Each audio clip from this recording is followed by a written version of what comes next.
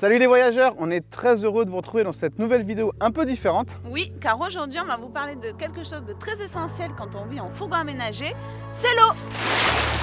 Bienvenue sur notre chaîne, nous c'est Lise et Bastien et Titou. Nous avons tout quitté pour une nouvelle vie nomade et on a décidé de vous partager cette expérience. Pour nous suivre sur toutes les routes, abonnez-vous dès maintenant.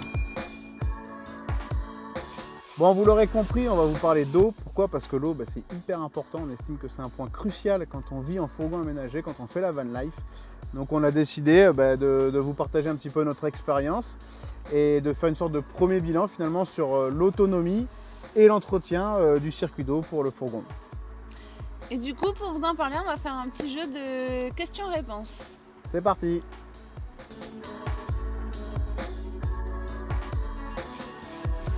Très bonne question. Alors non, personnellement je trouve que ça va, que c'est pas super compliqué. Surtout en France, je trouve que c'est pas compliqué. Dans d'autres pays c'est peut-être un peu plus compliqué. On trouve assez des spots facilement où l'eau est gratuite. Souvent on trouve des spots, surtout sur l'application que vous devez sûrement connaître, Park4Night. Tous les van-lifers utilisent cette application, donc voilà. Mais donc du coup avec cette appli, on trouve facilement de l'eau ou des sources d'eau ou... Facile, mais bon, tu disais pas forcément à l'étranger, mais à l'étranger aussi. Ouais. En tout cas, c'est dans des petits villages où quand ça commence à être montagneux, il y a tout le temps des fontaines. Ouais. Donc voilà, les fontaines municipales, c'est accès, c'est gratuit, il n'y a pas de problème, quoi. Donc on peut remplir le réservoir et même les bouteilles d'eau. Voilà. Et ça c'est cool. C'est une astuce, je sais pas si on a le droit de le dire. Bon, pourquoi? Si, je pense qu'il y en a d'autres qui le font. Je pense qu'on n'est pas les premiers à l'avoir fait. Hein. Bon, nous, comme vous l'avez remarqué, on aime bien la montagne. Quand on trouve pas d'eau, qu'on n'a pas trop envie de se faire, de s'embêter ou quoi, à chercher de l'eau et qu'on est au bord d'une rivière, ça nous arrive de remplir le fourgon avec l'eau de la rivière. Mais quand on est en montagne, on le fait pas si on est proche d'une ville ou proche d'un lieu, quoi. On le fait vraiment en montagne. Quand on est un petit peu en hauteur, oui voilà. Ça nous arrive avec une bassine de remplir le camion. 1 an et demi là, de fourgon aménagé H24. Même dans les autres pays qu'on a fait, on n'a pas trop galéré, non. C'était pas notre... En tout cas, si vous vous posez la question de vous dire ouais ça doit être galère machin, entre les applications et du bon sens finalement, ouais. Pas de problème, vous trouverez toujours de l'eau. Ouais.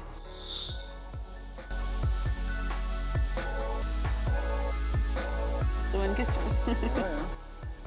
C'est pas comme à la maison ou dans un appartement là. Hein. Ah oui, c'est autre chose, oui.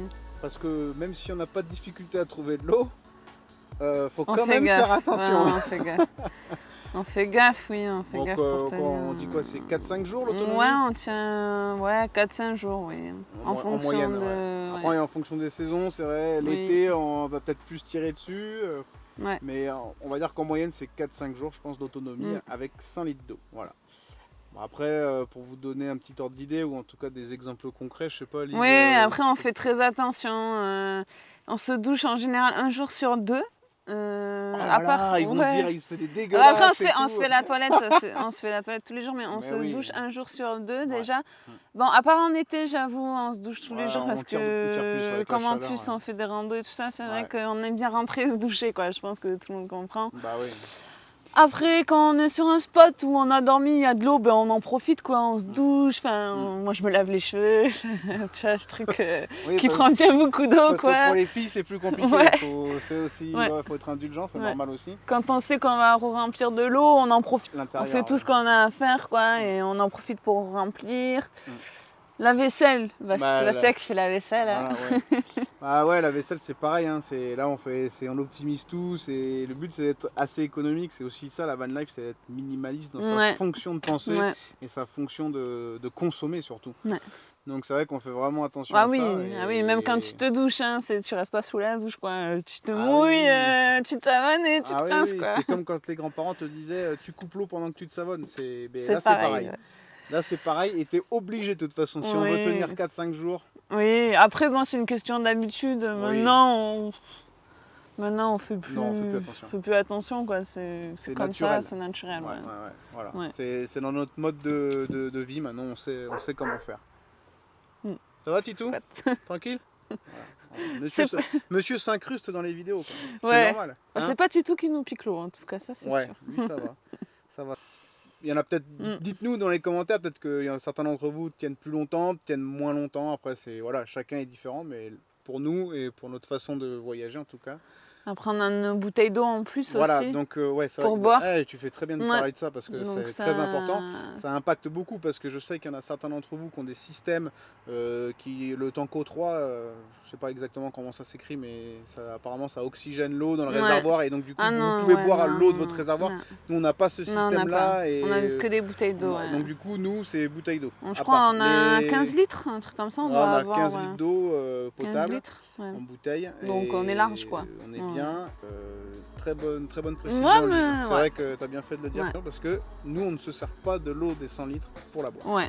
On n'a pas ce Mais système. on gère bien. Ouais, ça va. On se débrouille bien. On se débrouille bien.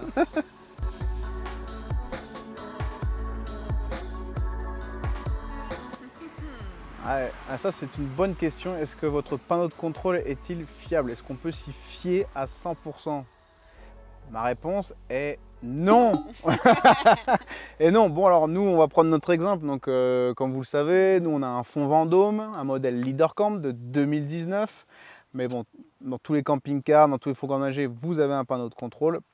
Donc qui est censé vous indiquer votre niveau d'eau. Donc nous notre système, en fait, pourquoi on dit non qu'il n'est pas fiable? Parce qu'en fait c'est très simple. Nous ils nous ont mis une sonde dans le réservoir en fait qui a 4 broches. Et les 4 broches en fait indiquent donc le 100%, 66%, 33% et 0%. Donc en fait c'est aléatoire parce que vous voyez qu'avec 4 broches c'est pas précis quoi. Ouais, C'est-à-dire que sur les 100 litres c'est vraiment pas du tout précis. Pour être précis il faudrait un débitmètre en fait. Et comme c'est pas précis, bah, vous vous retrouvez vite à 66% ou vous vous dites ah mais on a bouffé déjà plus de la moitié, c'est bizarre. Et alors et quand vous arrivez à 0%, eh ben, faut savoir vous avez encore de l'eau. Voilà, donc vous avez encore cette petite marge d'erreur. On va dire qu'en fait 0% c'est comme la jauge d'essence, la réserve qui s'allume, j'ai envie de dire. C'est un peu le même style. Il ne faut pas le prendre comme si vous en aviez plus du tout. C'est un peu le même principe pour la jauge. Apparemment vous auriez environ 15, il resterait 15 litres d'eau à peu près, encore à 0%. Donc ça c'est pour l'info. Donc oui, sinon c'est pour ça qu'on dit qu'il n'est pas super fiable. Il est fiable mais il n'est pas précis en fait. Ouais, voilà. J'ai envie de dire ça. Donc voilà, à aménager, à ne pas s'effrayer si vous voyez qu'il vous reste que 33% d'eau. Ben, ça ne veut pas dire qu'il vous reste 33 litres quoi. Voilà. Voilà. Il vous reste au moins 50 ou 55 litres. Donc un peu plus de la moitié finalement, j'ai envie de dire.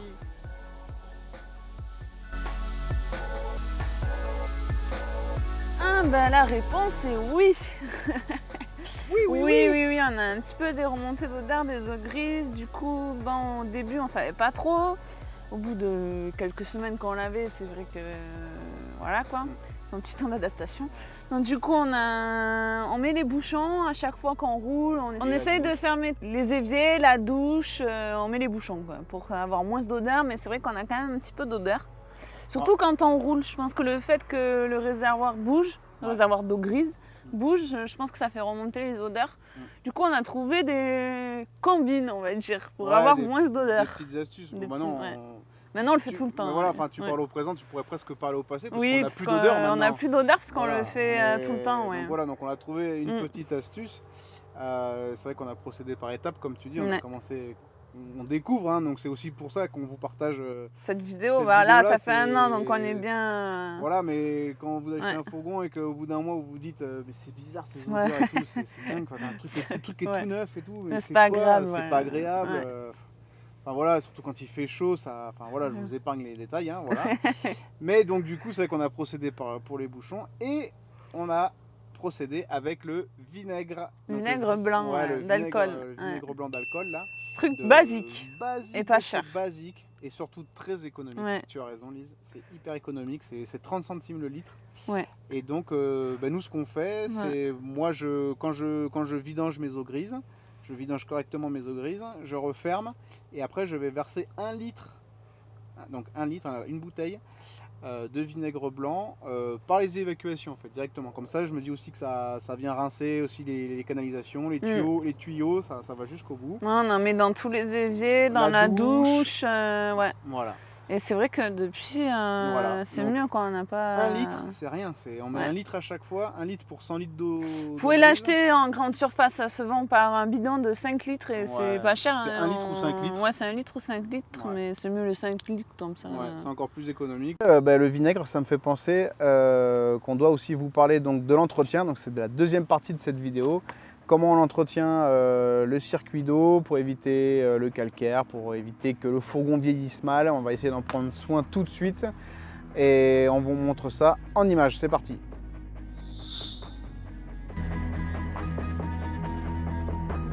Bon, ça nous permet d'enchaîner effectivement sur l'entretien du réservoir des eaux grises. Donc là ça fait plus d'1 an là maintenant qu'on s'en est pas occupé et du coup on a décidé de prendre l'initiative. Alors on sait pas, on verra ce que ça donne. Nous on est parti sur l'idée de chlorer, carrément de chlorer comme une piscine quelque part. On prend du chlore, on va prendre du chlore-choc comme ça là, du chlore-choc. Je vais accéder à la trappe du réservoir sur le côté, ce sera plus pratique. Je vais vous montrer d'un peu plus près après. Donc voilà, donc le principe ça va être de mettre le chlore avec de l'eau normale et de laisser vraiment agir 48 heures, de mettre du chlore-choc, donc ça va venir tuer toutes les bactéries, toutes les petites moisissures sur le côté. L'avantage du chlore-choc, c'est que comme on s'en sert pour les piscines, ça respecte les liners ou les coques de plastique, donc du coup je pense que ça va pas non plus attaquer mon réservoir. C'était aussi le but, de trouver un truc qui puisse assainir vraiment mon réservoir d'eau grise pour les odeurs et puis voilà, de faire un entretien annuel comme ça. Je suppose qu'il y a des produits qui existent, un spécial camping-car, tout ça. Nous on essaye ça, je ne dis pas que c'est un miracle. On va essayer ça et on va vous dire l'efficacité de cette méthode. Allez, c'est parti.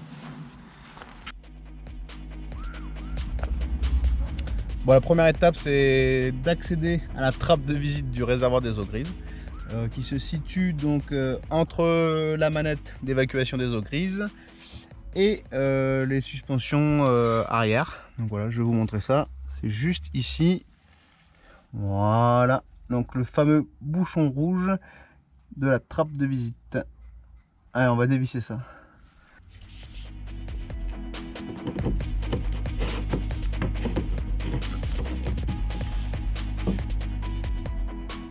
Et voilà.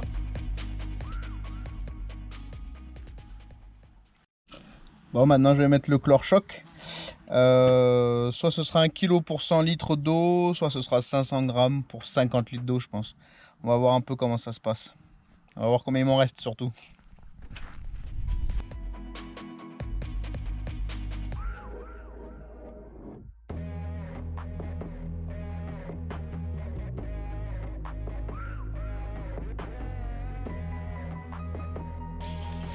Bon, ça y est, je viens de mettre le chlore. Donc finalement pour le chlore-choc, j'aurais mis 1 kg.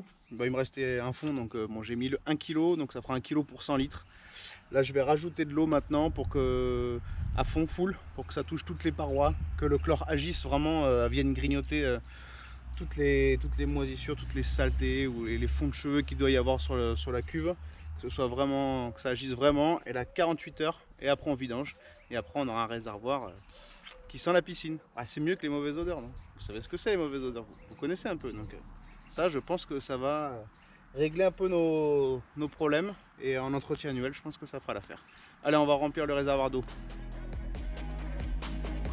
Allez, c'est parti pour 100 litres d'eau directement dans les évacuations. Ça va direct dans les eaux grises, dans mon réservoir avec mon chlore-choc. Et j'espère que ça va tout me désinfecter nickel. Voilà, le voyant s'est bien allumé, donc c'est bien. Les eaux grises sont bien pleines avec le chlore et j'ai aussi le S1 qui s'est allumé parce que j'ai plus d'eau. Mais bon, ça c'est parce que c'est ce qu'on va faire juste après.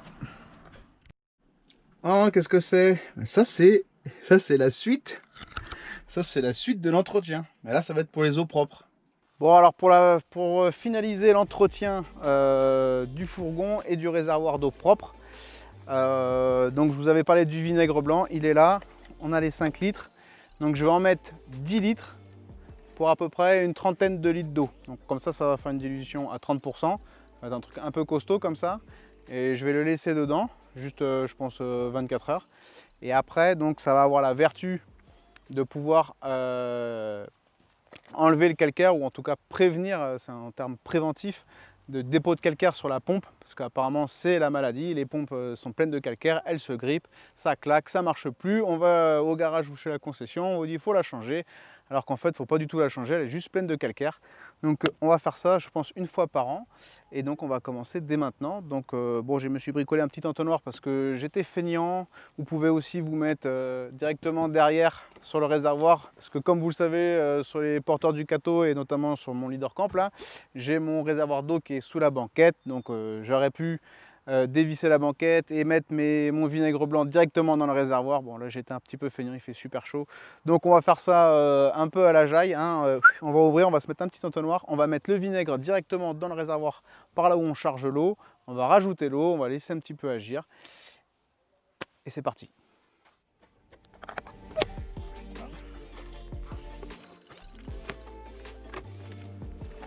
Ah, c'est un entonnoir fait maison, hein. Parce que sinon c'est pas du tout pratique. Allez, on va faire attention de ne pas en mettre partout.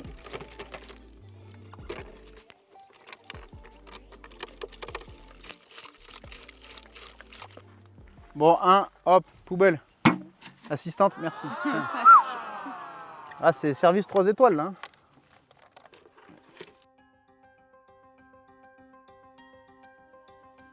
Bon, mais voilà, là j'ai le vinaigre, il n'y a plus qu'à mettre l'eau. Allez hop, c'est parti. On va essayer de mettre 30 litres, à peu près 30 litres, donc je ne vais pas trop savoir, comme je l'ai expliqué juste avant. Mais on va faire ça à l'œil. Je vais laisser se remplir un petit peu, je vais aller au tableau de contrôle juste derrière. Hello! Je vais aller juste derrière au tableau de contrôle. Et si je suis à 33%, je pense que je m'arrêterai pour voir un peu et vraiment laisser un peu. Et donc, une fois que ce sera fait, mais le but ultime, c'est de lutter contre le calcaire. Voilà. Putain, on va se faire sponsoriser par Calgon bientôt. Et on va faire des machines à laver.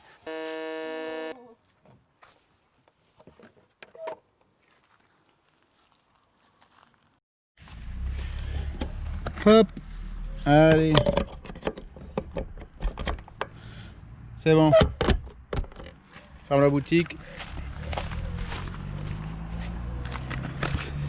Donc normalement, on va voir au tableau, j'espère qu'à peu près la moitié, un peu plus de la moitié. Attention Lise. Ouais, 66%. Bon. Nous voilà 48 heures donc. Après. Après. Merci, heureusement que tu es là pour le texte. Hein? Non, après l'avoir laissé 48 heures, c'est le moment de vidanger les eaux grises. Et en espérant que le chlore-choc ait fait son travail et qu'on ait une cuve toute neuve. Bon Titou, tu nous aides pour l'entretien là ou pas? Qu'est-ce que tu veux? Bon déjà ça sent bon. Le chlore ça sent toujours bon, ça sent le propre. Voilà. Et alors la deuxième étape c'était par rapport au fait d'entretenir le circuit d'eau et de préserver la pompe du calcaire surtout, qui est l'ennemi numéro 1 des pompes. Et maintenant ce qu'on va faire, on va vider directement toute l'eau vinaigrée. On va ouvrir les deux robinets qu'il y a, donc l'évier en cuisine et aussi dans la salle de bain, pour pouvoir que ça aille dans tous les circuits d'eau, dans tous les tuyaux, voilà, que ça circule librement. Donc oui, effectivement, voilà, pendant 2 jours c'est vaisselle comme ça, hein. Ça oblige de faire la vaisselle comme ça, effectivement. Donc il faut bien prévoir son coup quand on fait l'entretien. Si on veut, c'est 24-48 heures pour vraiment faire correctement les choses. Voilà. Bon bah allez, c'est parti, hein, maintenant c'est juste de la patience là, hein. Et alors donc on va rincer après plusieurs fois le réservoir. Je pense qu'on va le faire 2 fois parce que bon, l'eau vinaigrée, bon, hein.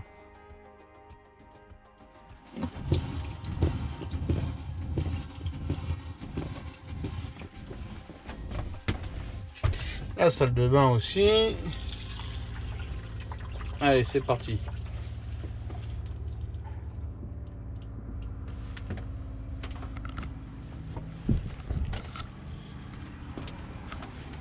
Bon, il n'y a plus qu'à attendre que ça fasse bip bip. Parce que là on avait 66%. Le voyant des eaux grises qui était plein s'est donc effacé puisqu'on l'a vidé. Il va se re-remplir à nouveau. Et voilà. Ah, maintenant ça sent fort le vinaigre. Mais bon. Le vinaigre.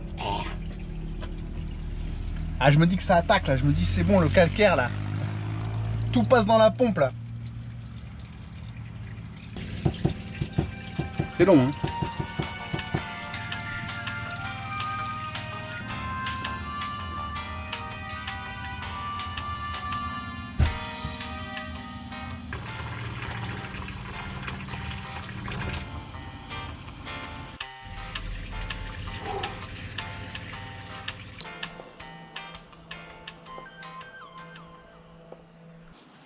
Ça tourne? Oui. Ouais. Et maintenant, pour finir vraiment la phase d'entretien, pour vraiment être nickel chrome et pouvoir se resservir correctement de l'eau, et bien, on va tout simplement reproduire 2 fois ce cycle. On va faire 2 cycles de rinçage. On va rincer pour qu'il n'y ait plus de traces de vinaigre et plus d'odeur de vinaigre aussi. Bon, voilà. Quelques jours se sont passés et on peut vous dire que la méthode qu'on a appliquée pour l'entretien annuel du fourgon pour ce qui concerne l'eau, il est concluant. Hein. Ouais. Franchement, c'est pas mal. Franchement, c'est top. Ouais. Ouais, et on espère que cette vidéo vous a plu, surtout qu'elle vous a été très utile. Bah ouais. Et dites-nous vos astuces si vous en avez. Ouais, on n'a pas la vérité, hein, donc toujours servir. Laissez-nous tout ça en commentaire.